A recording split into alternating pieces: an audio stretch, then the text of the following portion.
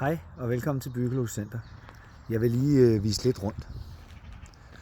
Først så går vi ned til vores sø, som er rigtig populær her i foråret.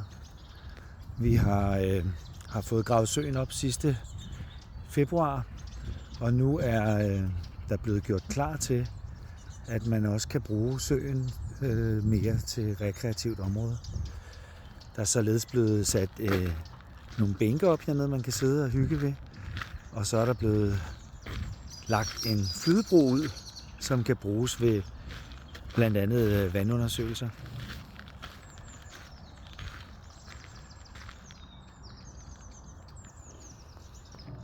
Oppe på selve grunden er der blevet sat sådan nogle fine bænke, hvor man kan sidde og nyde udsigten ud over søen.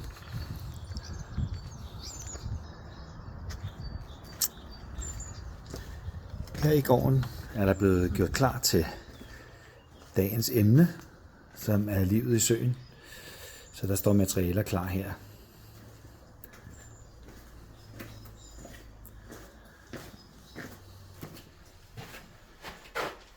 Så går vi indenfor.